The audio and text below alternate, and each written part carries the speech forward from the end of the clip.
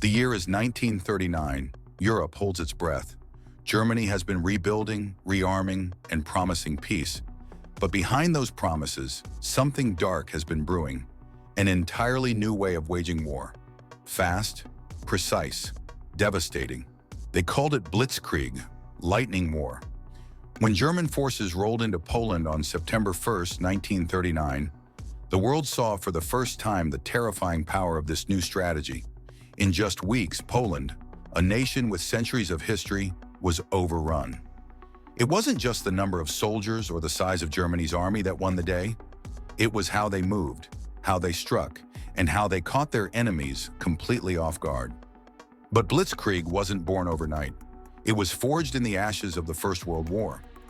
In those trenches, soldiers learned the hard way that throwing men at machine guns was madness. Something had to change, and one man more than anyone saw the future. His name was Heinz Guderian, a German general who had never been content with tradition. He believed the battlefield of the future would belong to the fast, the mobile, and the connected. Tanks shouldn't just support infantry, they should lead. Planes shouldn't just bomb, they should guide and paralyze. Communication, not chaos, should rule the front. Guderian studied British and French theories of mechanized warfare. He absorbed them, twisted them, and made them his own. But unlike the Allies who debated endlessly, Guderian acted. With Hitler's support and growing power within the German army, he helped shape a doctrine that fused armor, air power, and speed into a single, deadly weapon, the Blitzkrieg. It wasn't just about fast tanks or screaming Stuka dive bombers. It was about overwhelming the enemy before they even knew they were in a fight. It meant slicing through defenses, avoiding strong points, and racing deep behind enemy lines, cutting off supply lines, collapsing morale, and forcing surrender without prolonged battle. And so, in the cold dawn of September 1939, Blitzkrieg was unleashed. German planes struck first, targeting airfields, railways, and communication centers. Panic followed. Then came the tanks, panzer divisions punching through weak spots in the Polish defenses, moving fast, too fast for the defenders to react. Infantry followed in trucks and motorcycles, not on foot. Radios crackled in every tank and command car. Units moved like a single organism. Within days, Poland was buckling. The Polish army had courage, but they were trained for a different war. Slower, more static, more conventional. Their cavalry, still brave and bold, found themselves facing steel monsters. Resistance was fierce, but it was scattered, uncoordinated, and ultimately futile. By the end of September, Poland was divided between Germany and the Soviet Union. The West, still in shock, declared war, but did nothing. And that's when the world made a terrible mistake. They called it the phony war. For months after Poland fell, Europe sat still. Britain and France waited. They fortified. They believed the next war would look like the last one. Trenches, artillery, lines that would hold. They were wrong. In the spring of 1940, Blitzkrieg struck again. This time the target was the West. On May 10th, Germany invaded the Netherlands, Belgium, and Luxembourg. But this wasn't a distraction. It was the opening move of a masterpiece. While Allied forces rushed into Belgium to meet the expected attack, German tanks were moving somewhere else, through the Ardennes forest.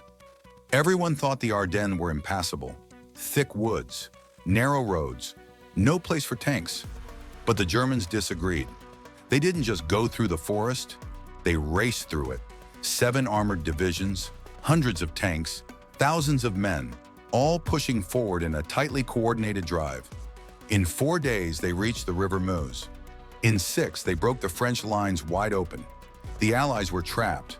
Their armies, some of the best in the world, were cut off in Belgium. Behind them, the German panzers surged toward the coast. Town after town fell. French soldiers, outflanked and overwhelmed, either fled or surrendered. British troops were forced back to the beaches of Dunkirk. The miracle evacuation saved over 300,000 lives, but make no mistake, Blitzkrieg had won the battle. In just 6 weeks, France, a nation considered a military superpower, collapsed. Paris fell on June 14th. The French government signed an armistice just days later. Germany now ruled Western Europe. and Blitzkrieg was the sword that conquered it. So what made Blitzkrieg so unstoppable? It was more than tactics, it was mindset. The German army believed in Auftragstaktik, mission-type orders. That meant giving commanders the goal, not the step-by-step instructions. Flexibility, initiative, speed of decision-making. It turned every officer into a problem solver.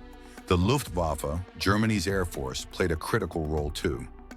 Dive bombers like the Ju-87 Stuka terrified soldiers and civilians alike. Their sirens wailed as they dove, creating panic before the bombs even landed. The Luftwaffe would soften up resistance, isolate the battlefield, and prevent reinforcements from arriving. And the tanks, the famous Panzers, weren't just weapons. They were symbols. Fast, agile, and connected, they were designed to penetrate deep, not to sit and hold ground. In a blitzkrieg, tanks didn't wait for the infantry. They led the charge. But there were limits. Blitzkrieg worked best in short, decisive campaigns. It relied on surprise, coordination, and the enemy's unpreparedness. Against a well-organized, deeply entrenched enemy with time to react, it became much harder. And Hitler, high on his victories, began to overestimate Blitzkrieg's power. In June 1941, he turned east. Operation Barbarossa, the invasion of the Soviet Union, was the largest land invasion in history. Nearly 4 million German troops crossed the border. At first, Blitzkrieg worked again. Soviet forces were caught off guard. Entire armies were encircled and destroyed. By the fall, German troops were at the gates of Moscow. But Russia was vast. The roads were poor. The weather turned brutal. Soviet resistance stiffened. And this time, Blitzkrieg couldn't win quickly. The lightning war slowed. Supply lines stretched thin. German tanks ran out of fuel. Troops lacked winter gear. The Red Army adapted, and they fought back. Blitzkrieg had hit a wall. From that point on, Germany's war became defensive. The Allies, learning from past mistakes, began to use speed and coordination too. In North Africa, in Italy, and eventually in Normandy, Allied forces used combined arms, tanks, air power, and infantry to punch through German lines. The tide had turned. By 1945, Berlin was in ruins, Hitler was dead, and the Third Reich was finished. Blitzkrieg had dazzled the world. It had rewritten the rules of modern warfare.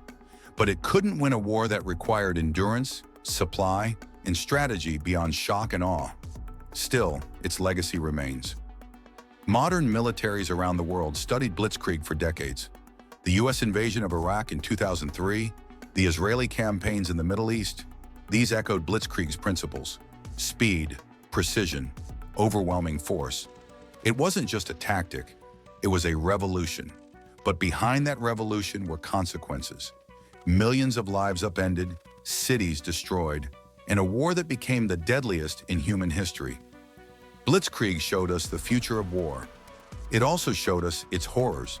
And now when we look back on those black and white images, the tanks rolling through the countryside, the planes screaming overhead, we remember not just the shock and speed, but the human cost.